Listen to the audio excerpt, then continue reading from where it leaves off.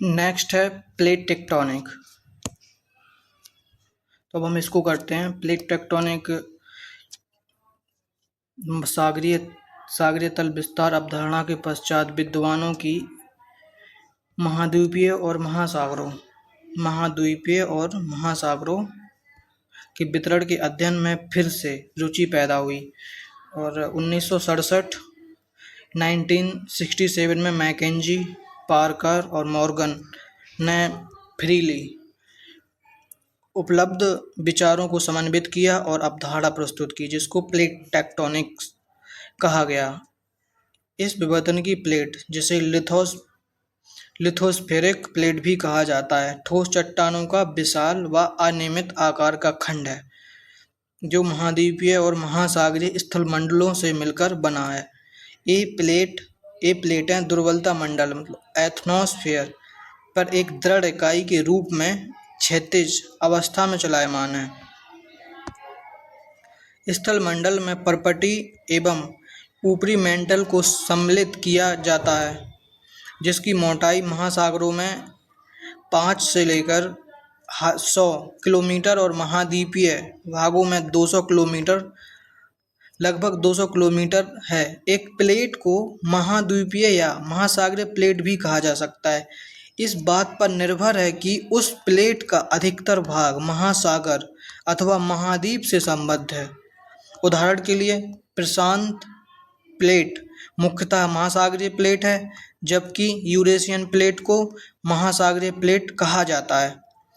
Plate विवर्तनिकी के सिद्धांत के अनुसार पृथ्वी का स्थलमंडल 7 मुख्य प्लेटों व कुछ छोटी प्लेटों में विभक्त है। नवीन वलित पर्वत श्रेणियाँ, खाइयाँ, भ्रंश इन मुख्य प्लेटों को सीमांकित करते हैं। जैसे पहले हम इस प्लेटों को देख लेते हैं। जैसे कि ये जो प्लेटें हैं, एक पहले जो 7 प्लेट्स हैं हमारी, सातों की सातों,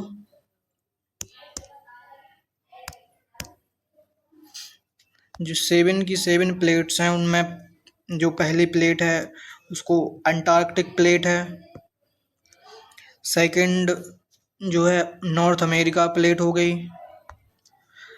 थर्ड साउथ अमेरिका प्लेट है।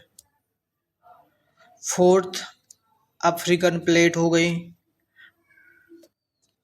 फिफ्थ इंडो ऑस्ट्रेलियन प्लेट हो गई, जिसमें इंडिया का भी पार्ट आता है सारा।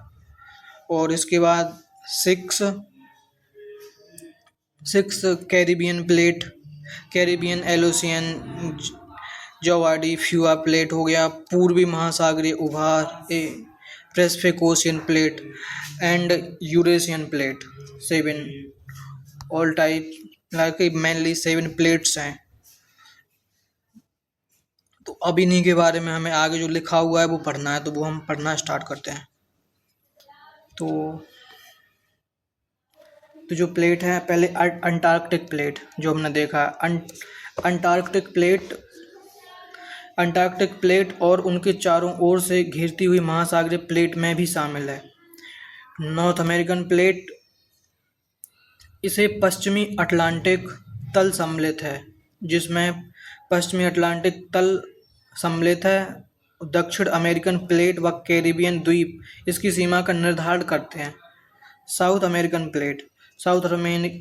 प्लेट एक पश्चिमी अटलांटिक तल समेत नॉर्थ अमेरिकी प्लेट व कैरिबियन आइलैंड से पृथक करते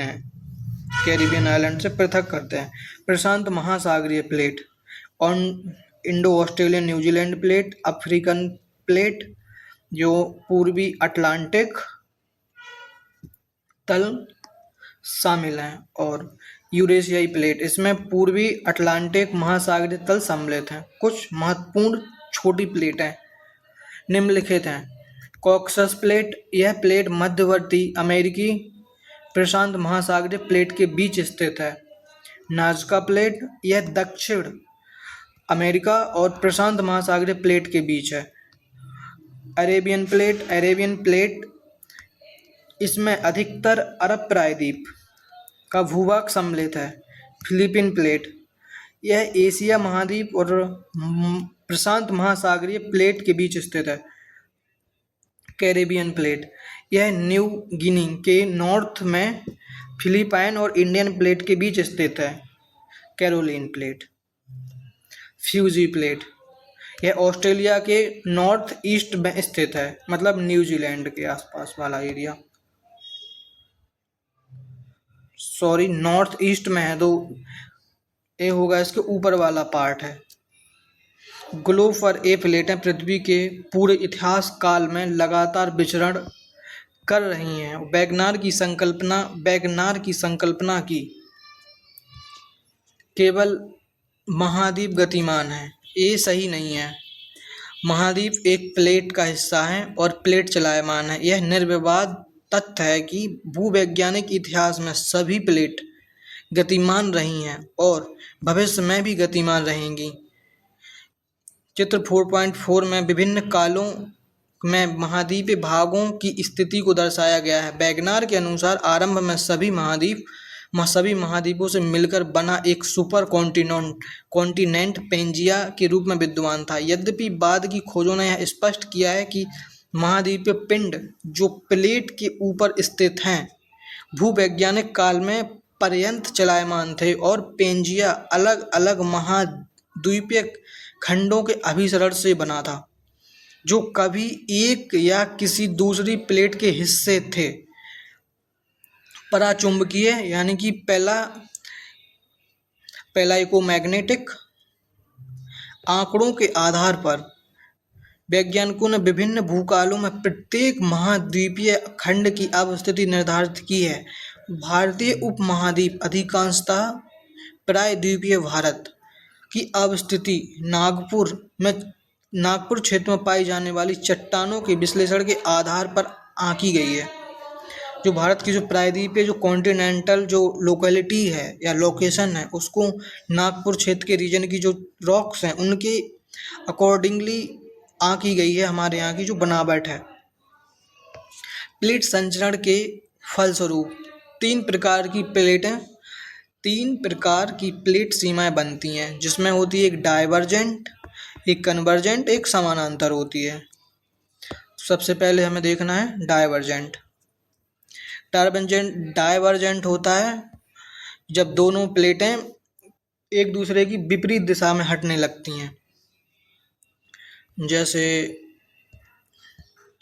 एक दूसरे से दूर हटने लगेंगी प्लेटें, तब जाकर उसको डाइवर्जेंट बाउंड्रीज कहेंगे। जब दो प्लेटें एक दूसरे की विपरीत दिशा में अलग हटती हैं और नई परपटी का निर्माण करती हैं, जब यहाँ से नई चीज़ या लावा जो भी निकलेगा, मैग्मा से फिर लावा निकलेगा तो जो नई चीज़ें बनेंगी उन्हें अवसारी गति या अवसारी प्लेट कहते हैं या डाइवर्जेंट बाउंड्रीज कहते हैं। वह स्थान जहाँ से प्लेट एक दूसरे से दूर हटती है उन्हें प्रसारी स्थान मतलब कि सरपेंडिंग साइट भी कहा जाता है। अपसारी सीमा का सबसे अच्छा उदाहरण मध्य अटलांटिक कटक मिड अटलांटिक रिज है और यहाँ से अमेरिकी प्लेटें, उत्तरी अमेरिका और दक्षिणी अमेरिका प्लेटें तथा यूरेशियन व अफ्रीकी प्लेटें अलग हो रही हैं। अब नेक्स्ट है कन्वर्जेंट बाउंड्रीज।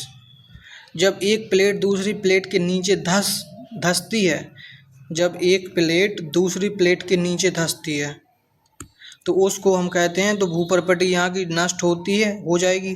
तो इस हिसाब से जहाँ भूपरपटी नष्ट होती है वह अभिसरण या कन्वर्जेंट कहलाता है और वह स्थान जहाँ प्लेट धंसती है उसको हम सबडक्शन जोन भी कहते हैं। अभिसरण तीन प्रकार से हो सकता है, कन्वर्जेंट तीन टाइप से हो सकता है। तो फर्स्ट ऑफ ऑल महासागरीय व महाद्वीपीय प्लेटों के बीच है। महासागरीय व महाद्वीप प्लेट, एक ओशियन प्लेट एक कॉन्टिनेंटल प्लेट है जो उसमें हो सकता है, या दोनों महासागरीय प्लेट हो जो ओशियनिक टेक्टोनिक प्लेट्स हों, यहाँ पे दोनों महाद्वीपीय प्लेटें भी या कॉन्टिनेंटल प्लेट्स भी हो सकती हैं।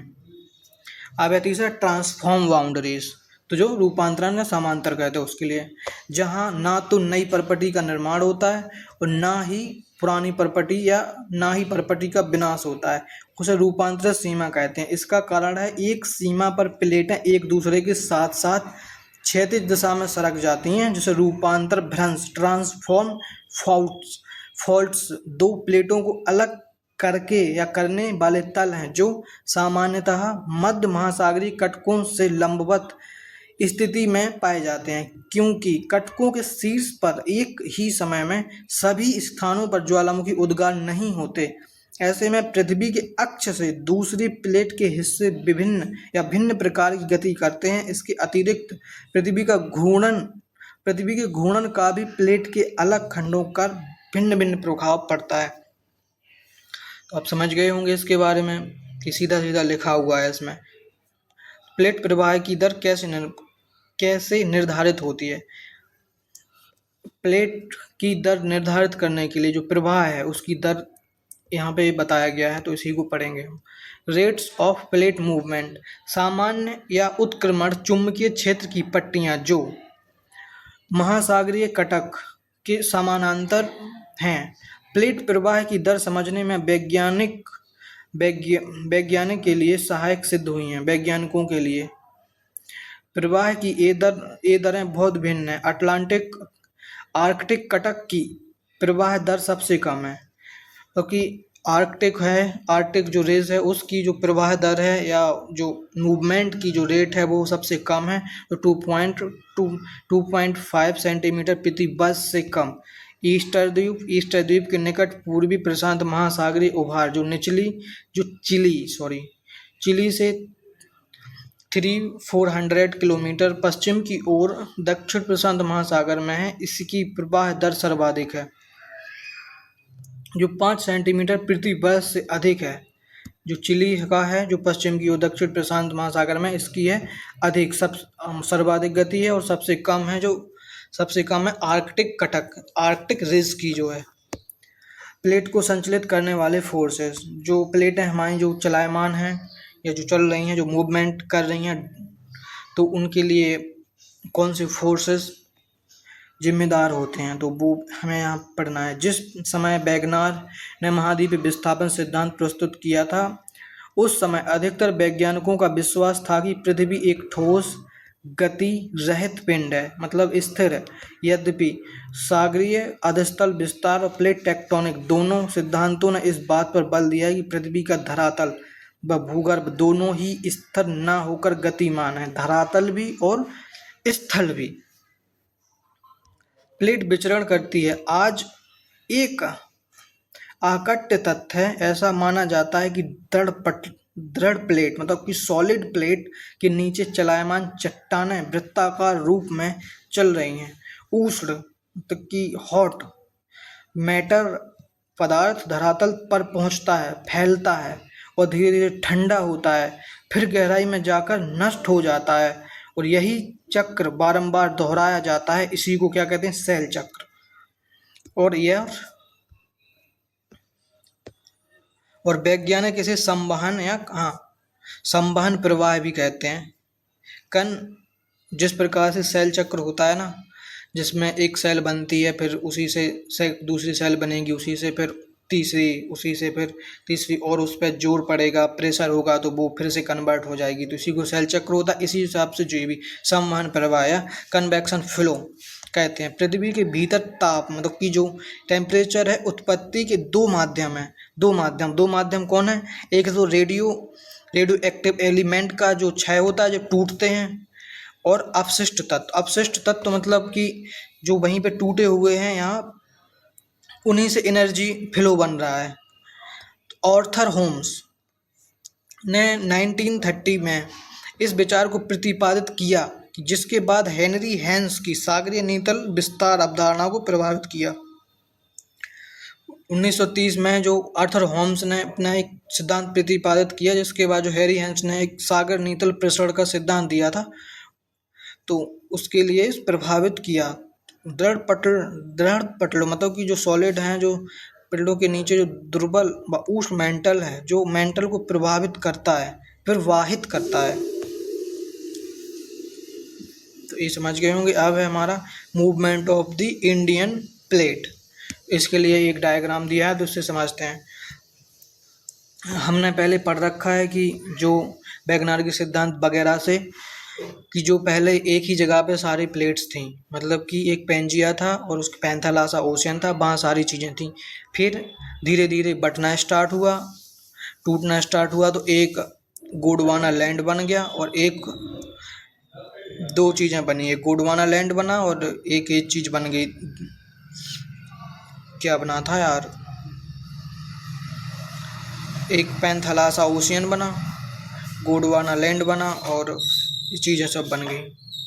इसके बाद जो हुआ तो और प्लेटें टूटने लगीं और आगे चल के एक प्लेट ऑस्ट्रेलियन प्लेट भी निकली, उसी से इंडियन प्लेट निकली और सारे आइलैंड और कॉन्टिनेंट हैं वो सब धीरे धीरे अलग होते गए। तो उसी का हिस्सा एक इंडियन प्लेट थी। तो इंडियन प्लेट जब वहाँ से निकली तो धीरे धीरे निकलते निकलते कई करोड़ों वर्षों में चल के एक यहाँ पे हमारे यूरेशियन प्लेट से एक बार टकराई और जिससे फिर हिमालयंस का फॉर्मेशंस भी हुआ। तो इसी में वही दिखाया गया है कि 7.1 करोड़ वर्ष पहले क्या हुआ कि यहाँ पे थे, फिर 5.5 करोड़ वर्ष पहले हम और आगे बढ़े, फिर इक्वेटर को हमने पार कर दिया 3.8 करोड़ वर्ष पहले, ये पार कर दिया। ये पार करने के बाद 1 करोड़ वर्ष पूर्व हम आ गए और वहाँ पे आ गए और ये यहाँ पे यूरेशियन प्लेट थी, ये यूरेशियन प्लेट थी। तो फिर 1 करोड़ वर्ष पहले की जो हमारी स्थिति है वो आज की स्थिति है, जो कि हम अंदर घुसे और प्लेट को तोड़ते गए, प्लेट को हम वहाँ पे तोड़ते गए और मतलब तोड़ते गए और एक दूसरे से जुड़ गए और यहाँ पे फिर हिमालयास बन गए, हिमालयास बने यहाँ पे हिमालयास फैल गई और ये हमारी एक इंडियन प्लेट यूरेशियन प्लेट से ज्वाइंट हो गई।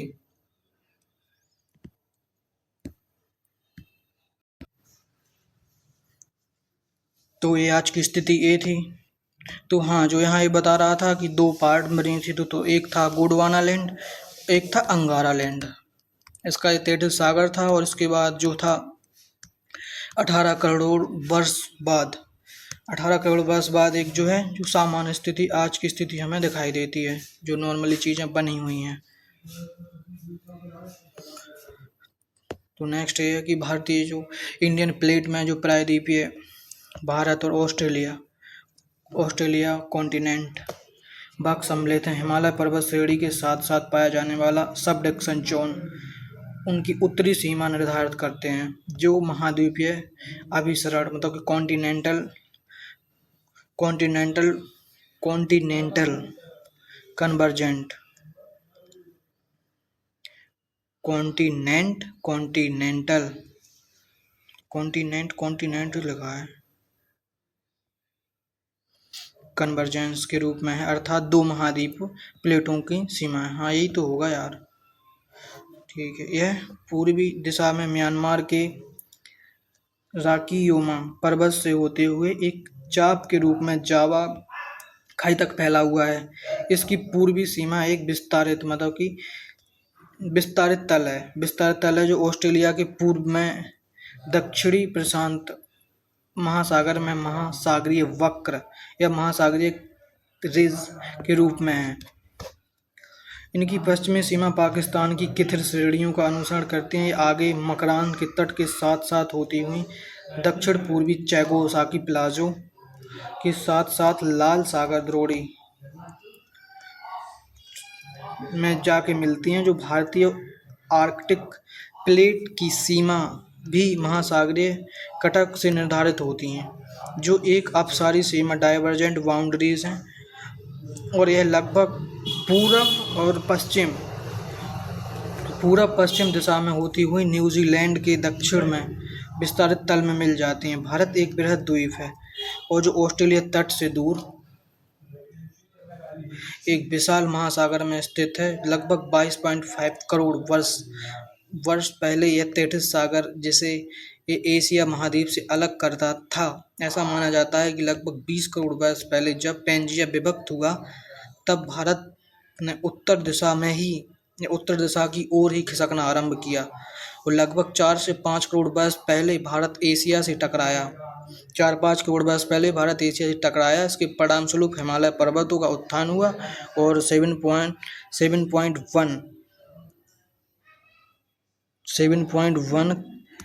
करोड़ वर्ष पहले से आज तक की भारत की स्थिति मानचित्र 4.6 में दिखाई गई है, जो हमने अभी देखी थी।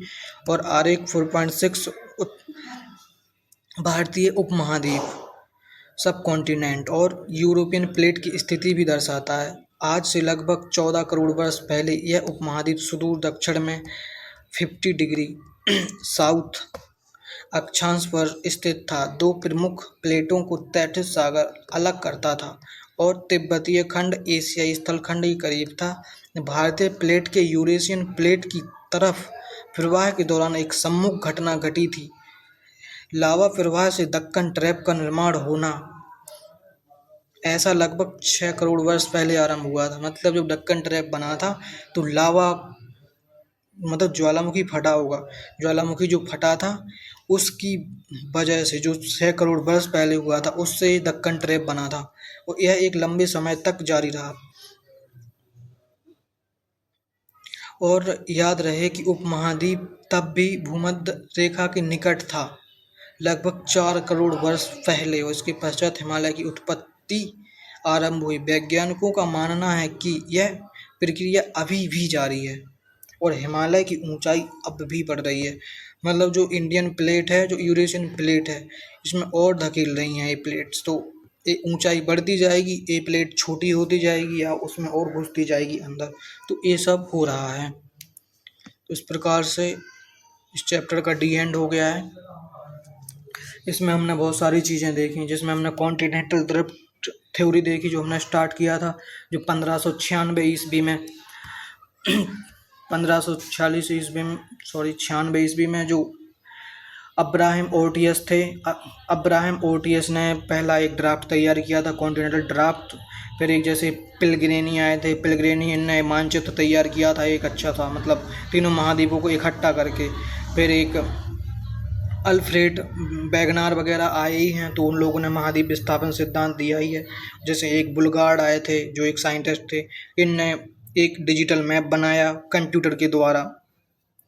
तो ऐसा सब चलता रहा और इसको जो कॉन्टिनेंटल ड्रिफ्ट थ्योरी वगैरह हैं, इनको सपोर्ट करने के लिए कि एक जगह पहले द्वीप थे, मतलब सारे कॉन्टिनेंट थे और पूरे दूर दूर गए। तो इसको सपोर्ट करने के लिए हमने बहुत सारे एग्जाम्पल देखे और महाद्वीपों में साम्यता देखी हमने, कि जो समानता देखी कुछ, है ना, उनकी बाउंड्रीज, जो उनके तट हैं, किनारे, उनको देखा।